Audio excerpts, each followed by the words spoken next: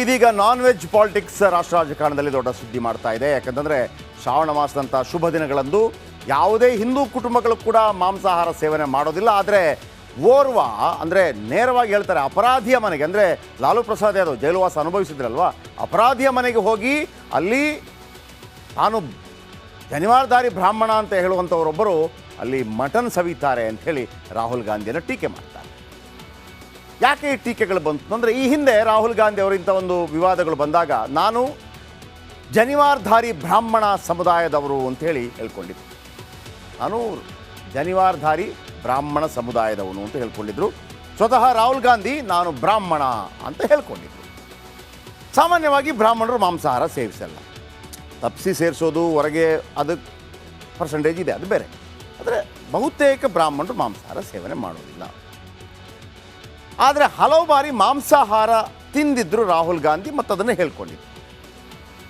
ಈಗ ಈ ಸಂದರ್ಭದಲ್ಲಿ ಲಾಲು ಪ್ರಸಾದ್ ಯಾದವ್ ಅವರ ಮನೆಗೆ ಹೋಗ್ತಾರೆ, ಅಲ್ಲಿ ಮಟನ್ ಕರಿ ಮಾಡ್ತಾರೆ ರಾಹುಲ್ ಗಾಂಧಿ. ಆಮೇಲೆ ಮಟನ್ ಮಾಡ್ತಾರೆ ಮತ್ತು ಅದನ್ನು ತಿಂತಾರೆ ಕೂಡ ರಾಹುಲ್ ಗಾಂಧಿ. ಆಮೇಲೆ ತಮಿಳಿನ ಖ್ಯಾತ ಯೂಟ್ಯೂಬರ್ಸನ್ನು ಭೇಟಿ ಆಗ್ತಾರೆ ರಾಹುಲ್ ಗಾಂಧಿ. ಯೂಟ್ಯೂಬರ್ಗಳ ಜೊತೆ ಕೂಡ ಚಿಕನ್ ಮಾಡ್ತಾರೆ ರಾಹುಲ್ ಗಾಂಧಿ. ಆಗಲೂ BJP ಕೇಳಿತ್ತು ರಾಹುಲ್ ಗಾಂಧಿ ಬ್ರಾಹ್ಮಣ ಅಲ್ವಾ ಅಂತ. ಇದೀಗ ಮೋದಿ ಆರೋಪದ ಜೊತೆ ಯತ್ನಾಳ್ ಕೂಡ ಒಂದು ಸ್ಫೋಟಕ ಆರೋಪವನ್ನು ಮಾಡಿದ್ದಾರೆ. ಕೆಲ ದಿನಗಳ ಹಿಂದಷ್ಟೇ ಹೇಳಿಕೆ ನೀಡಿದ್ದ ಬಸವನಗೌಡ ಪಾಟೀಲ್ ಯತ್ನಾಳ್ ರಾಗ ಅಂದರೆ ರಾಹುಲ್ ಗಾಂಧಿ ಮಾಂಸ ತಿಂದು ಮಾನಸ ಸರೋವರ ಯಾತ್ರೆ ಮಾಡಿದ್ರು, ಪವಿತ್ರ ಸ್ಥಾನಗಳಿಗೆ ಹೋಗಿ ಚಿಕನ್ ಸೂಪ್ ಕುಡಿದರೆ ಹೇಗೆ ಅಂತ ಪ್ರಶ್ನೆಯನ್ನು ಮಾಡಿದ್ದಾರೆ. ಇನ್ನು ಕಾಂಗ್ರೆಸ್ ಅಧಿಕಾರಕ್ಕೆ ಬರಲ್ಲ ಅಂತ ಯತ್ನಾಳ್ ಅವರು ಹೇಳಿದ್ದಾರೆ. ಈಗ ಇದು ದೊಡ್ಡ ಚರ್ಚೆಗೆ ಕಾರಣವಾಗಿದೆ. ಮಟನ್ ತಿನ್ನಬಾರ್ದು, ನಾವು ಆಹಾರ ಪದ್ಧತಿ ಹೇಗೆ, ನೀವು ನಮ್ಮನ್ನು ಬೇರೆ ಮಾಡ್ತಾ ಇದ್ದೀರಾ, ಈಗ ದೊಡ್ಡ ಮಟ್ಟದಲ್ಲಿ ಚರ್ಚೆ ಆಗ್ತಾ ಇದೆ. ಕೆಲವೊಮ್ಮೆ ಇದು ಎಲ್ಲಿ ತನಕ ಚರ್ಚೆ ಆಗುತ್ತೆ ಅಂದರೆ, ದೇವರು ಈಗ ದೇವಿ ಹುಲಿ ಮೇಲೆ ಕೂತಿರ್ತಾರೆ, ಸಿಂಹದ ಮೇಲೆ ಕೂತಿರ್ತಾರೆ, ಅದೇನು ತಿನ್ನತ್ತೆ ಅನ್ನೋಂಥ ಪ್ರಶ್ನೆಗಳು ಕೂಡ ಮಾಡ್ತಾರೆ. ಇನ್ನೊಂದು ಕಡೆ ಭಾಳ ದೊಡ್ಡ ಚರ್ಚೆ ಆಗೋದು ರಾಮಕೃಷ್ಣ ಇವರು ಏನು ನಾನ್ ವೆಜ್ ಸೇವಿಸ್ತಾ ಇರಲಿಲ್ವಾ, ಆಮೇಲೆ ರಾಮಕೃಷ್ಣ ಪರಮಹಂಸರು ಸೇವಿಸ್ತಾ ಇರಲಿಲ್ವಾ, ವಿವೇಕಾನಂದರು ಸೇವಿಸ್ತಾ ಇರಲಿಲ್ವಾ. ಸೊ ಅವರವರ ಆಹಾರಕ್ಕೂ ದೇವರ ಜೊತೆಗಿನ ಸಂಬಂಧಕ್ಕೂ ಯಾಕೆ ಕಲ್ಪಿಸ್ತೀರಿ? ಅವರ ಆಹಾರ ಅವರ ಹಕ್ಕಲ್ವಾ? ನರೇಂದ್ರ ಮೋದಿ ಅವರು ಹೇಳಿದ್ದು ಸರಿನಾ ತಪ್ಪ? ಈ ರೀತಿ ಚರ್ಚೆಗಳಾಗ್ತಾ ಇದೆ. ಸರಿ ಅಂತ ಕೆಲವರು, ತಪ್ಪು ಅಂತ ಕೆಲವರು, ಈ ರೀತಿ ದೊಡ್ಡ ಮಟ್ಟದಲ್ಲಿ ಚರ್ಚೆ ಆಗ್ತಾ ಇದೆ. ಬಹುಶಃ ಇದು ದೊಡ್ಡ ಮಟ್ಟದಲ್ಲಿ ಮುಂದಿನ ನಾಳೆಯಿಂದ ಶುರುವಾಗುತ್ತೆ ಅಂತ ಅನಿಸ್ತಾ ಇದೆ ನನಗೆ. ಓಕೆ, ಇದು ಇಲ್ಲಿಗೆ ನಿಂತಿಲ್ಲ. ನಾನು ಹೇಳಿದೆ ಲೋಕಸಭಾ ಚುನಾವಣೆ ಸಂದರ್ಭದಲ್ಲಿ ಇಂಥ ಹೇಳಿಕೆಗಳು ದೊಡ್ಡ ಮಟ್ಟದಲ್ಲಿ ಸದ್ದು ಮಾಡುತ್ತೆ. ಲೋಕಾಖಾಡದಲ್ಲಿ ಮಾತಿನ ಮಲ್ಲ ಯುದ್ಧ ಜೋರಾಗಿದೆ. ಇದೀಗ ಹಿಟ್ಲರ್ ಬಂದಿದ್ದಾರೆ, ಮುಸಲೋನಿ ಬಂದಿದ್ದಾರೆ. ಈ ಕುರಿತ ರಿಪೋರ್ಟ್ ಯಾರು ಹೇಳಿದರು? ಹಿಟ್ಲರ್ ಅಂತ ಯಾರನ್ನು ಹೇಳಿದರು? ಮುಸಲೋನಿ, ಅರೆ ಇವರೆಲ್ಲ ಹೆಂಗೆ ಬಂದರು, ಯಾವ ಕಾರಣಕ್ಕಾಗಿ ಬಂದರು? ಈ ರಿಪೋರ್ಟ್ ನೋಡಿ.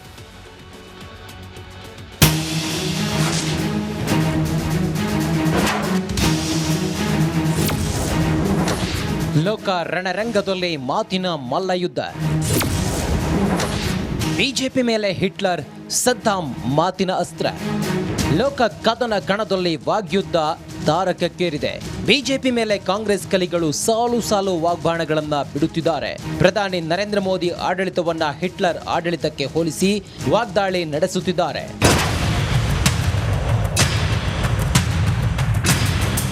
ನಿನ್ನೆ ಬಿಜೆಪಿಯ ಹಿಟ್ಲರ್ ಮುಸೋಲಿನಿಗೆ ಹೋಲಿಸಿ ಸಿಎಂ ಸಿದ್ದರಾಮಯ್ಯ ವಾಗ್ದಾಳಿ ನಡೆಸಿದರು. ಇದೀಗ ಸಿಎಂ ಮಾತನ್ನ ಮಾಜಿ ಸಚಿವ ವೀರಪ್ಪ ಮೊಯ್ಲಿ ಪುನರುಚ್ಚರಿಸಿದ್ದಾರೆ. ಹಿಟ್ಲರ್ ಸದ್ದಾಂ ಹುಸೇನ್ ದೌರ್ಜನ್ಯ ಮಾಡ್ತಿದ್ರು, ಮೋದಿ ಕೂಡ ಅದನ್ನೇ ಮಾಡ್ತಿದ್ದಾರೆ ಅಂತ ವಾಗ್ದಾಳಿ ನಡೆಸಿದ್ದಾರೆ. ಬಿಜೆಪಿಯವರಿಗೆ ಪ್ರಜಾತಂತ್ರದಲ್ಲಿ ನಂಬಿಕೆ ಇಲ್ಲ, ಅವರು ಸರ್ವಾಧಿಕಾರದಲ್ಲಿ ನಂಬಿಕೆ ಇಟ್ಕೊಂಡಿರ್ತಕ್ಕಂಥವ್ರು. ಸರ್ವಾಧಿಕಾರ ಹಿಟ್ಲರ್, ಮುಸೋಲಿನಿ, ಇಟಲಿ ಮುಸೋಲಿನಿ, ಜರ್ಮನಿಯ ಹಿಟ್ಲರ್, ಫ್ರಾನ್ಸ್ನ ಫ್ರಾಂಕೋ, ಅವರ ತತ್ವದಲ್ಲಿ ನಂಬಿಕೆ ಇಟ್ಕೊಂಡಿರ್ತಕ್ಕಂಥವರು ಭಾರತೀಯ ಜನತಾ ಪಕ್ಷದವರು. ಇನ್ನು ಮೋದಿಯನ್ನ ಟೀಕಿಸಿದ ಕಾಂಗ್ರೆಸ್ ನಾಯಕರಿಗೆ ವಿಪಕ್ಷ ನಾಯಕ ಆರ್ ಅಶೋಕ್ ತಿರುಗೇಟು ಕೊಟ್ಟಿದ್ದಾರೆ. ನರೇಂದ್ರ ಮೋದಿ ಅವರನ್ನ ಹಿಟ್ಲರ್ಗೆ ಹೋಲಿಸಿರುವಂಥದ್ದು, ಆಮೇಲೆ ಮಸೂಲಿಗೆ ಹೋಲಿಸಿರುವಂಥದ್ದು, ಚುನಾವಣಾ ಸಂದರ್ಭದಲ್ಲಿ ವೈಯಕ್ತಿಕ ನಿಂದನೆ ಮಾಡುವಂಥದ್ದು ಅಪರಾಧ, ಅದು ವೈಯಕ್ತಿಕ ಆಪಾದನೆ ಮಾಡುವಂಥದ್ದು ಅಪರಾಧ. ಅದರಲ್ಲೂ ಹಿಟ್ಲರ್ ಅವರ ಹೆಸರೇಳಿ ಸರ್ವಾಧಿಕಾರಿ ಅಂತೇಳಿ ಬಿಂಬಿತ ಮಾಡೋದು ಕೂಡ ಅಪರಾಧ. ಇದ್ರ ಬಗ್ಗೆ ನಾವು ಕೂಡಲೇ ಚುನಾವಣಾ ಆಯೋಗಕ್ಕೂ ಕೂಡ ಕಂಪ್ಲೇಂಟ್ ಅನ್ನ ನಾವು ಕೊಡ್ತೀವಿ. ನಾನು ಹೇಳ್ತೀನಿ, ಕಾಂಗ್ರೆಸ್ ಅವರಿಗೆ ಏನ್ ನೈತಿಕ ಅಧಿಕಾರ ಇದೆ? ಮೋದಿಯವ್ರನ್ನ ಹಿಟ್ಲರ್ ಅನ್ನೋದಕ್ಕೆ ಏನ್ ಅಧಿಕಾರ ಇದೆ? ರಿಯಲ್ ಹಿಟ್ಲರ್, ಈ ದೇಶದಲ್ಲಿ ರಿಯಲ್ ಹಿಟ್ಲರ್ ಯಾರಾದ್ರೂ ಇದ್ರೆ ಅದು ಕಾಂಗ್ರೆಸ್ ಪಾರ್ಟಿ. ಒಟ್ಟಲ್ಲಿ ಲೋಕಸಭೆ ಚುನಾವಣೆ ಹೊತ್ತಲ್ಲೇ ವಾಗ್ಯುದ್ಧ ಜೋರಾಗಿದ್ದು ಸದ್ಯಕ್ಕೆ ಮುಗಿಯುವ ಯಾವ ಲಕ್ಷಣ ಕಾಣ್ತಿಲ್ಲ. ಇನ್ನೊಂದು ಕಡೆ ಮೊನ್ನೆ ಅಷ್ಟೇ ಕಾಂಗ್ರೆಸ್ ಹೈಕಮಾಂಡ್ ಯಾವುದೇ ವೈಯಕ್ತಿಕ ಟೀಕೆಗಳನ್ನು ಮಾಡಬೇಡಿ ಅಂತ ಹೇಳಿದರು. ಎಲ್ಲರೂ ಮಾಡ್ತಾ ಇದ್ದಾರೆ, ಆ ಕಡೆಯಿಂದಲೂ ಮಾಡ್ತಾ ಇದ್ದಾರೆ, ಈ ಕಡೆಯಿಂದಲೂ ಮಾಡ್ತಾ ಇದ್ದಾರೆ. ಫೈನಲಿ ಜನ ತೀರ್ಮಾನ ಕೈಗೊಳ್ತಾರೆ. ಈ ನಡುವೆ ಸಿದ್ದರಾಮಯ್ಯನವರೊಂದು ಹೇಳಿಕೆ ದೊಡ್ಡ ಸಂಚಲನ ಉಂಟು ಮಾಡ್ತಾ ಇದೆ. ಲೋಕಸಭಾ ಚುನಾವಣೆಗೆ ಮುನ್ನವೇ ಕರ್ನಾಟಕದ ಸಿಎಂ ಸಿದ್ದರಾಮಯ್ಯ INDA ಮೈತ್ರಿಕೂಟ ಅಧಿಕಾರಕ್ಕೆ ಬರಲ್ಲ ಅಂತೇಳಿ ಸೋಲೊಪ್ಪಿಕೊಂಡ್ರ ಎಂಬ ಅನುಮಾನ ವ್ಯಕ್ತವಾಗ್ತಾ ಇದೆ. ಇಂಡಿಯಾ ಮೈತ್ರಿಕೂಟಕ್ಕೆ ಲೋಕಸಭಾ ಚುನಾವಣೆಯಲ್ಲಿ ಬಹುಮತ ಸಿಗದೇ ಇರಬಹುದು ಅಂತ ಸ್ವತಃ ಸಿದ್ದರಾಮಯ್ಯ ಹೇಳಿದ್ದಾರೆ.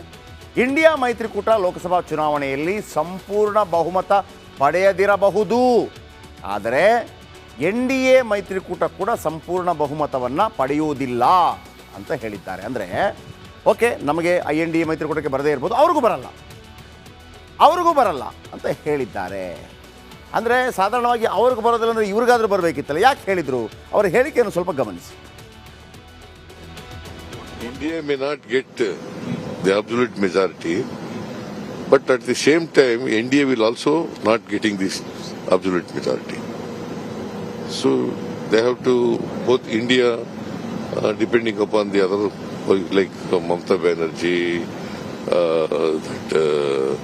Odisha Patnaik party, Telangana party, like that, that has to depend upon CPIM. In Kerala, CPM is the rival. Congress rival is CPM. Yes. No.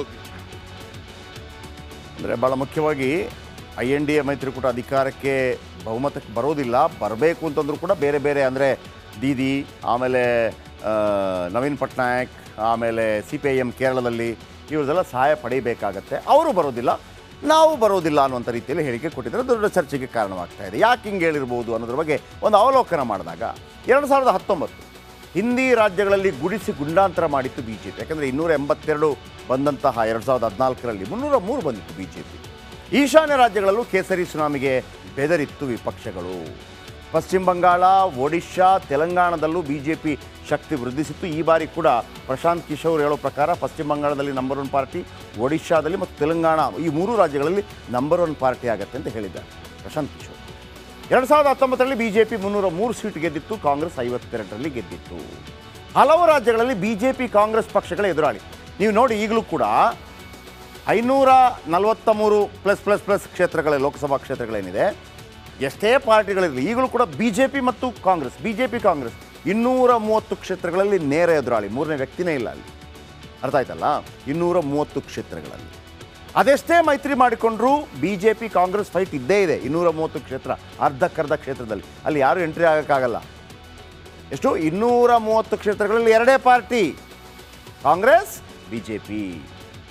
ಉದಾಹರಣೆಗೆ ಹೆಂಗೆ ಅಂತಂದರೆ, ಈಗ ಮಮತಾ ಬ್ಯಾನರ್ಜಿ ಕರ್ನಾಟಕದಲ್ಲಿ ಇಲ್ಲವೇ ಇಲ್ಲ. ಹಾಗೇನೆ ಕೆಲವು ಪ್ರದೇಶಗಳಲ್ಲಿ, ನಾನು ಬೇಕಿದ್ರೆ ಕೊಡ್ತೀನಿ ಎಲ್ಲಿ ಅಂತೇಳಿ, ಹಿಂದಿ ಬೆಲ್ಟ್ಗಳಲ್ಲಿ 230 ಕ್ಷೇತ್ರಗಳಲ್ಲಿ ಕಾಂಗ್ರೆಸ್ BJP ಬಿಟ್ಟರೆ ಬೇರೆ ಪಾರ್ಟಿನೇ ಇಲ್ಲ.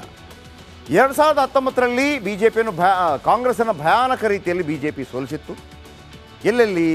ಕರ್ನಾಟಕ, ಗುಜರಾತ್, ರಾಜಸ್ಥಾನ್, ಮಧ್ಯಪ್ರದೇಶ್, ಛತ್ತೀಸ್ಗಢ, ಹರಿಯಾಣ, ಹಿಮಾಚಲ್ ಪ್ರದೇಶ್, ಉತ್ತರಾಖಂಡ್ನಲ್ಲಿ ಕಾಂಗ್ರೆಸ್ ಉಡಿಸಾಗುತ್ತೆ. ಅದು ಕೂಡ ಈ 3 ರಾಜ್ಯಗಳಲ್ಲಿ ಕಾಂಗ್ರೆಸ್ ಇರುತ್ತೆ.